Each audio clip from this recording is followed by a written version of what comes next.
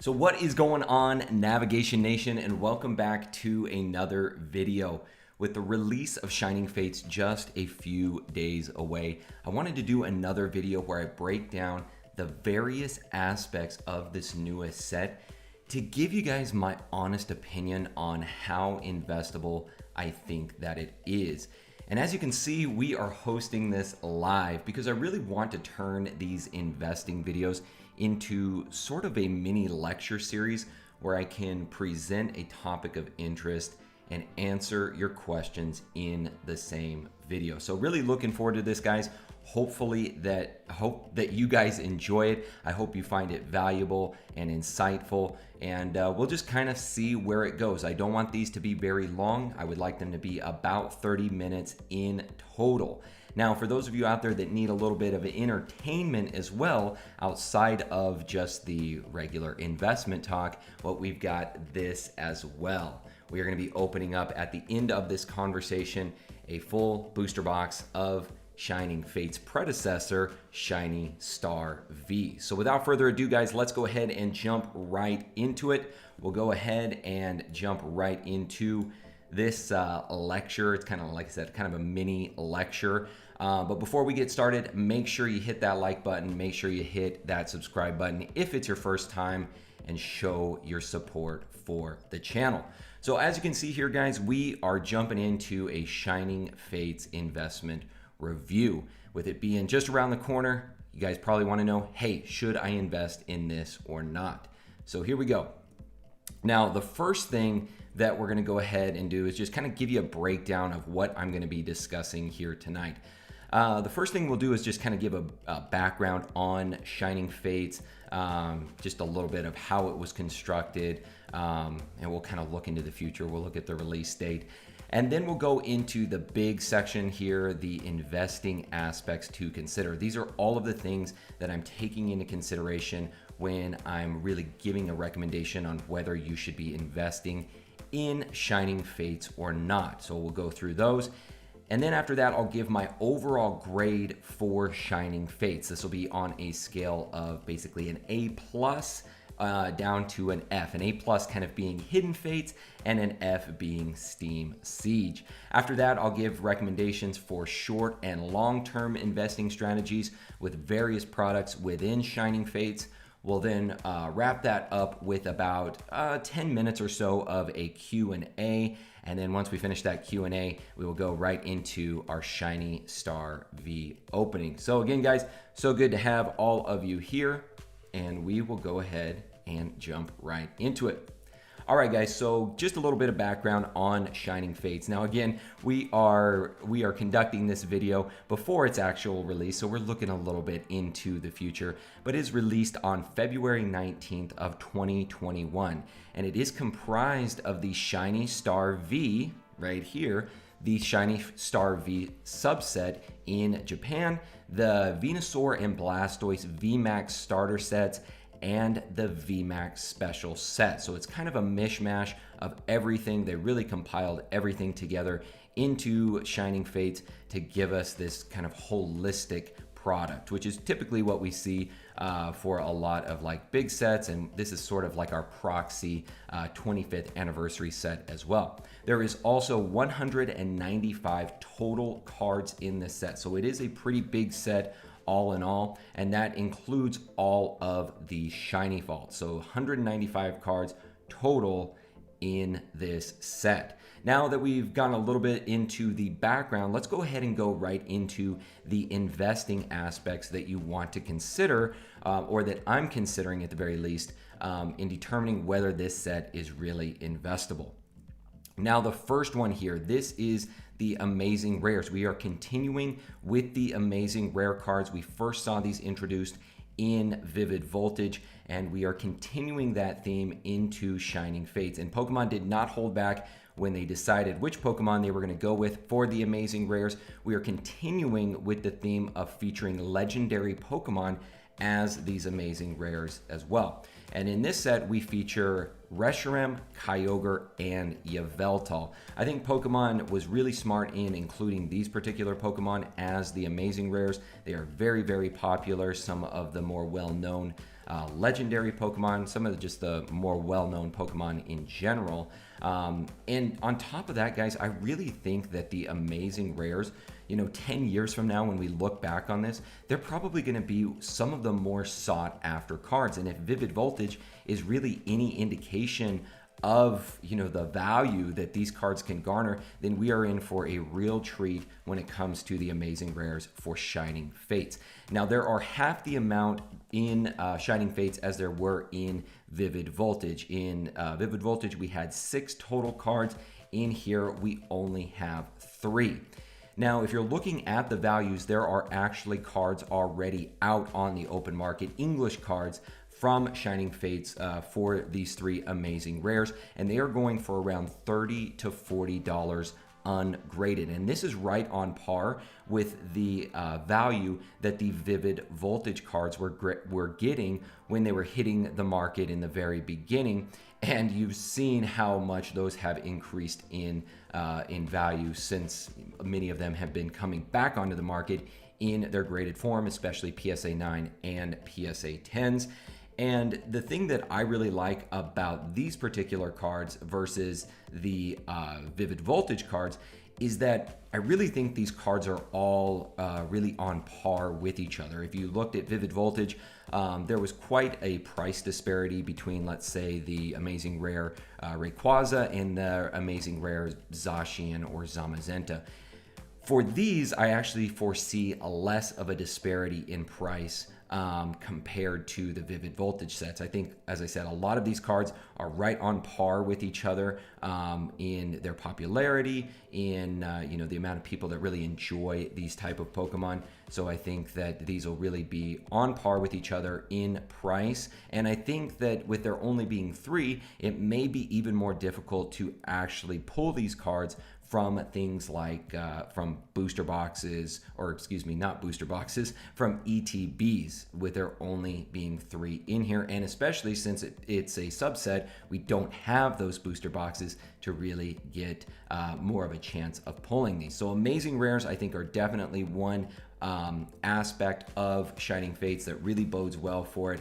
And the 3 Pokemon that they picked, I think, is an excellent, excellent decision. The next thing that we'll go into here is the set list.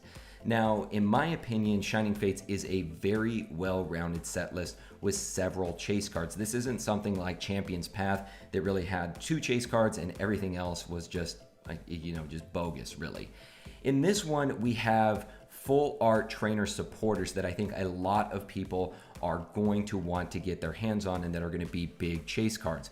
Those 3, in my opinion, are Piers, Rose, and the one featured here, Skyla. I think out of all of the full art trainer cards, which have gained even more popularity as the years have gone on, I think that Skyla is probably going to be the one that really takes the cake, if you will, and I think that's the one a lot of people are going to want to get. So I think full art trainer supporters, they're really going to see even more popularity in Shining Fates, and Skyla, Piers, Rose, I think those are going to be the big ones to chase. Obviously, the other one, we've got a Charizard in this set, so anytime you've got the Fire Dragon, you know that it's going to be hot. In this case, we've got basically the combination of everything that has come before it. We've got a Hyper Rare, a Shiny, and a VMAX all in one Charizard card. To me, that is like the trifecta that really spells a lot of success, in my opinion, for this particular card in the long term. And as I said, anytime that you've got a Charizard in there, you're going to have a chase. You're going to have a chase for this particular set. The other one that I want to make mention here are the Secret Rare Gold Eternatus V and VMAX cards. Now, we haven't seen the gold cards really since like Sword and Shield base set, and I'm really happy to see these come back. I love the gold cards. Eternatus is a newer Pokemon that has just recently been featured, so it's really cool to see them bring back these gold cards with them being secret rares as well. I think these are going to be a big chase, a really, really big chase card for pretty much everyone. Also, the other thing to consider with this set list is it actually has a larger shiny vault than Hidden Fates. So there's actually 122 cards in Shining Fates compared to the 94 that were featured in Hidden Fates. So just by having a larger shiny vault, people are going to want to try to garner that full set list, which I think is going to lend to more of a demand for this set both now and into the future. Now, with that being said, I think there's going to be more of there is more of a focus on Generation 8 Pokemon in Shining Fates, whereas Hidden Fates really encompassed every generation, and I think that's why you saw such a popularity with cards like Charmander, Charmeleon. A lot of the Gen 1 people really like the shiny cards that were featured in Hidden Fates, whereas with Shining Fates, they really are focusing a lot more on Gen 8 Pokemon. So we'll have to see how that plays out and see how that affects really its overall demand, with them really focusing just on one particular generation. All right, so moving on here. The next thing that I want to go ahead and discuss are the products. Obviously, you want to know which products, if you're going to invest into Shining Fates, which products will probably be the best. Now, in the case of subsets, the one that I always recommend are Elite Trainer Boxes. And one of the big reasons is that they have a much less likelihood of being reprinted versus things like booster boxes or some other types of products. Less likelihood of reprinting Elite Trainer Boxes. Now, we have seen it with like Hidden Fates, but typically, in the grand scheme of things, you don't typically see it with Elite Trainer Boxes. And they're also a great collector's piece as well. And on top of that, you have Eevee on this Elite Trainer box, which is always a fan favorite. Eevee and all of the evolutions are always a big fan favorite and something that people really want to have as part of their collection. So I think on top of this being an investable product, it's also going to be a collector's piece both now and in the long term. The other one that has been featured in here and that we haven't seen in a while, or at least included in a mainline set, are mini tins. And the thing I love about these is the really awesome artwork of the amazing rares. You've got two of those featured on here with Reshiram and Kyogre. You've got Celebi, a lot of cool Pokemon on these mini tins. Now on the inside, you're only getting 2 booster packs. So, as far as a value for, what you're buying, probably not that great, but again, what we're looking at here is it's kind of unique. You don't usually see this in the, especially in subsets, and I think it's also a great collector's display piece that people will want to be featured maybe in their studio, in their homes, things like that. So I think this will also be a great collector's piece. So now that we've discussed all of the various aspects that I'm considering, now I'm going to go ahead and give my overall grade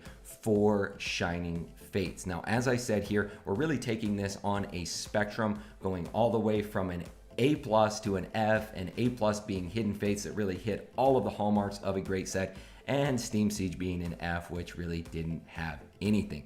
So for Shining Fates, I am giving it a total overall score of an A. I'm going to give it a solid A for Shining Fates. I think this set has a lot of great hallmarks. I honestly think that it's right on par with Hidden Fates. I think that maybe Hidden Fates as a whole is maybe slightly better than Shining Fates, which would garner it that A+ overall rating in my opinion. But Shining Fates really hits a lot of great hallmarks. It has the introduction once again of the amazing rare cards, the 3 big legendary Pokemon, which I think is fantastic. Full art trainer supporter cards are becoming more and more popular. They really included a lot of great ones in this set as well.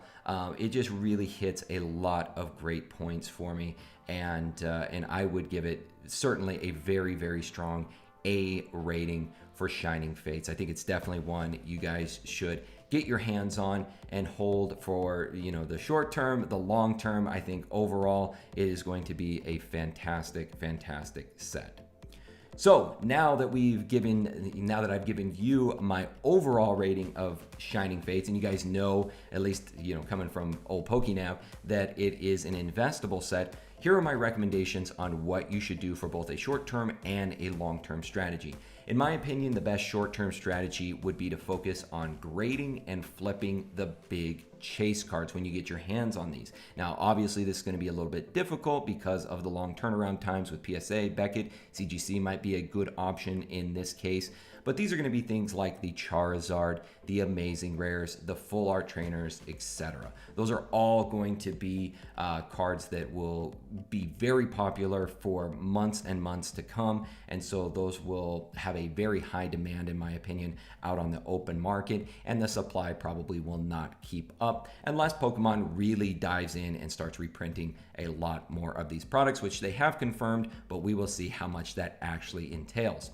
I also would recommend looking at highly playable cards. With my recent conversation with OmniPoke, there is a huge market out there for competitive players. So looking at cards that really are very playable in the competitive scene, those are also going to be a good idea for your short-term strategy.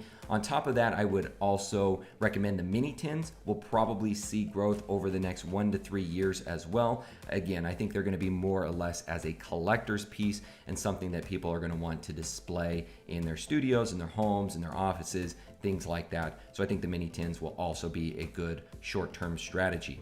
For long-term strategy, the best one in my opinion would be to buy and hold, or take a buy and hold approach with the Elite Trainer boxes, looking at a 4 to 5+ year time horizon. Now, again, guys, I've said it before, one of the best things that you can do with a new set is try to get the main product, in this case the ETB, in mainline sets, the booster boxes, but to really buy, if you can, 2 cases of those and just hold on to those for the long term. It's usually that 4 to 5 year time horizon that we really start to see growth in these particular products. So that's what I would recommend doing, trying to pick a couple of those up early on and then hold those for the 4 to 5 year time horizon.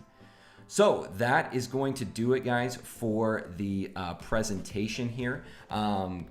First of all, hopefully that was insightful for you guys. Hopefully it gives you a little bit better idea as to, what makes a particular set investable, some of the things that I look for when I'm determining if a particular set is investable, in my opinion. So hopefully you guys enjoyed that. What we'll go ahead and do now is we'll go ahead and jump on over and answer a few questions here, and then we will go ahead and jump into this baby and open up this Shiny Star V booster box. And we'll just answer a few questions here from everyone and just kind of see what questions you might have in regards to the presentation here today. So let's see here. Anybody got any questions? Let's see.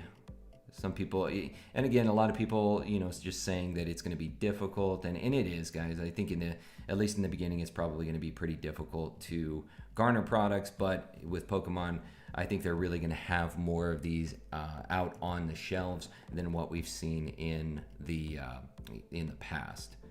So let's see. I'm not seeing any questions come in. You guys just let me know if there aren't any questions.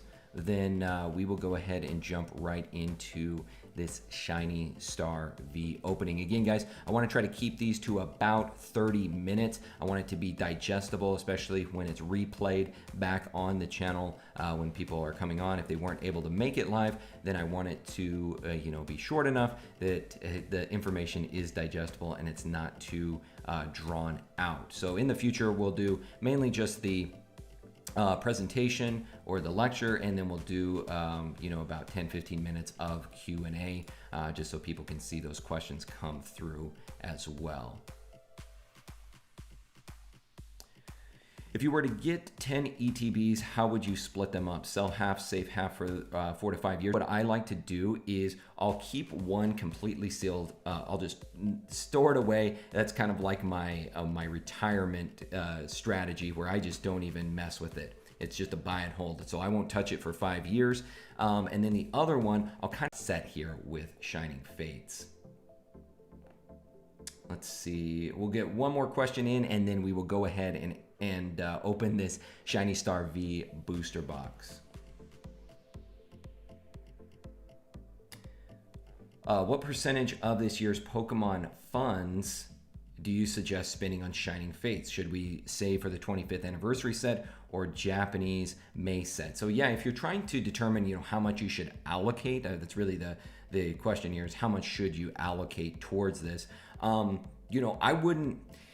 I think that the 25th anniversary set, if you're looking at the two, Shining Fates versus 25th anniversary, I think that the 25th anniversary is really going to go above and beyond. So if you're trying to decide between the two, what percentage, I would maybe do like a 70-30 split. So I would probably go in 70% on, if you're just comparing the two, that's not including everything else. But if you're just deciding between the two, then I would say about a 70% split on 25th anniversary and about 30% on Shining Fates.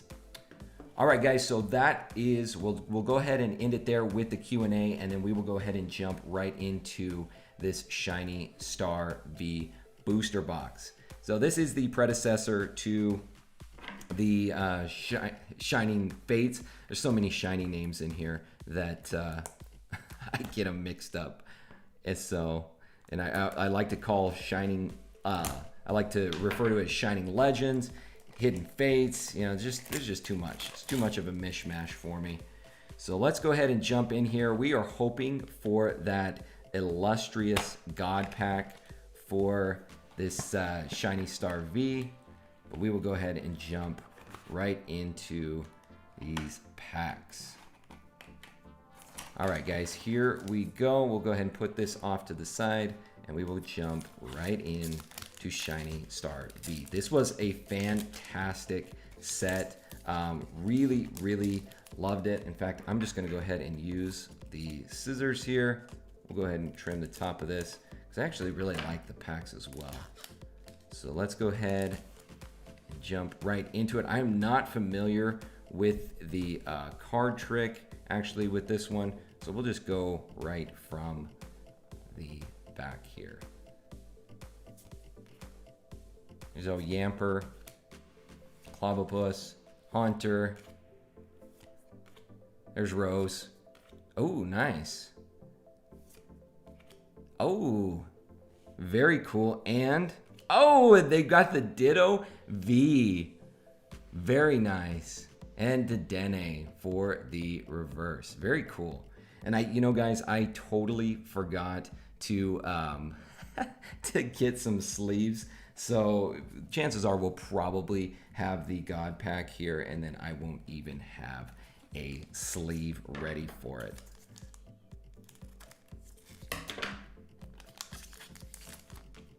All right, here we go.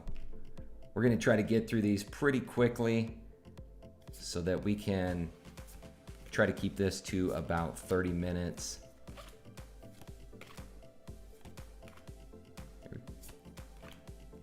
Very cool. Oh, and it's a Centiskorch.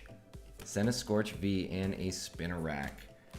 Very, very cool. These packs are a little bit more difficult to get open than the actual English packs. That's why I'm using the scissors on these.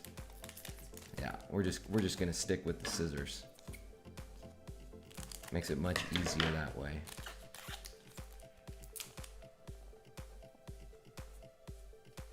Would you recommend buying singles or cracking boosters and ETBs?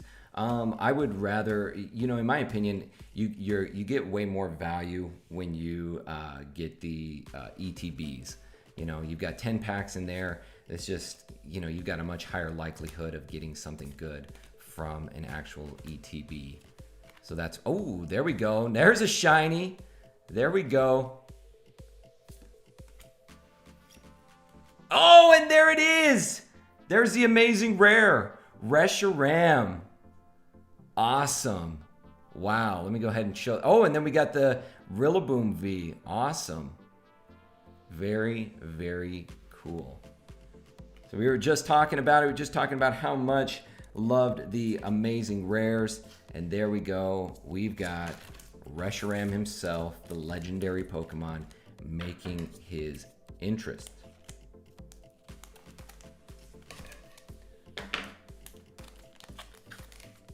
All right, guys, here we go.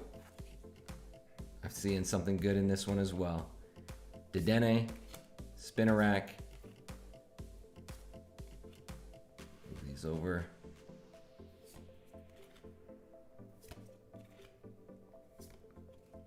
Oh, very cool. Oh, there we go. Centiskorch VMAX. Nice. And I'll be honest, guys, when it's in Japanese, I don't remember all of the names of all of the Pokemon. So hopefully you guys don't, smite me over that. But yeah, not familiar with all Pokemon out there. Gen 1, Gen 2, even Gen 3, I'm solid. Koffing.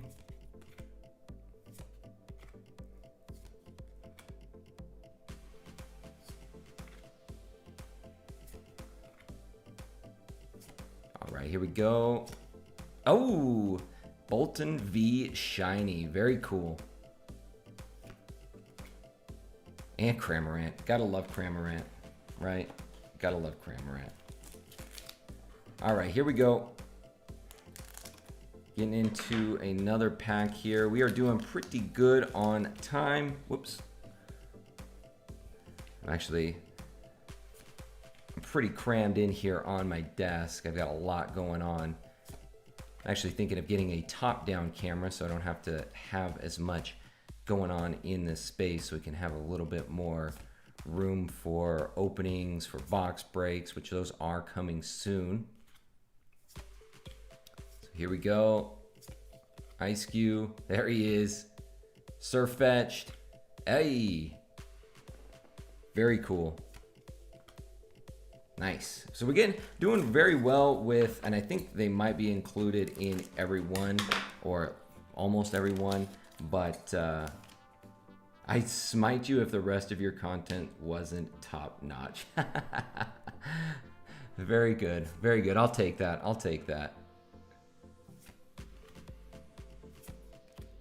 All right, here we go. Got a few more packs here. Oh, there we go. There's a shiny. It always reminds me of my daughter. She loves to watch Moana, and it always reminds me when I say shiny, it always reminds me of the crab from Moana, because he likes to be shiny. Oh, there we go. It's the legendary collection tonight, guys. There he is. There's Galarian Farfetch. Very cool. Very cool. All right, guys, we are down to 3 packs left. 3 packs remaining. Hopefully you guys have been enjoying this. Like I said, it's a little bit different from what I normally do. But like I said, in the future, it will mainly just be the presentation and then a short Q&A. Just a different way to connect with you guys and be able to provide information on different topics and, you know, be able to connect. You know, that's the main thing, is just being able to connect with you guys more. And whenever I can go live, I feel like it's just a better way of doing that. All right. Oh, and there he is, the Ditto VMAX. Very, very cool, guys. Nice. I was hoping for that card, actually. I feel like this is one of the more sought after cards from Shiny Star V.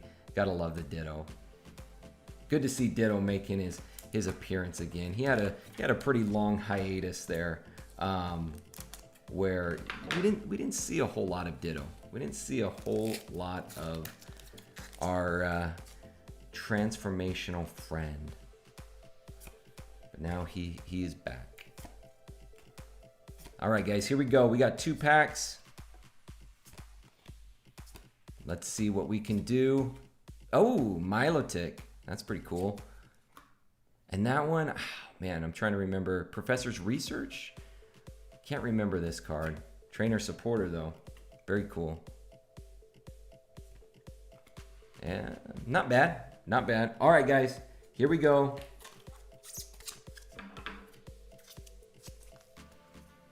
Last pack magic. Let's see if we can do it. Somebody asking, is it guaranteed 1 amazing per box? I am not too sure. Maybe you guys can help them out there in the live chat if there is a guaranteed amazing rare per box. I don't believe so. All right, guys, here we go.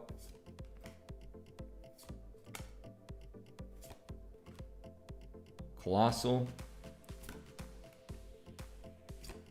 Oh, it's a Lapras, VMAX, and Clavipus. So there we go, guys. That is going to do it for today. So let me go ahead and switch back over here. So again, guys, hopefully you enjoyed this little presentation going live.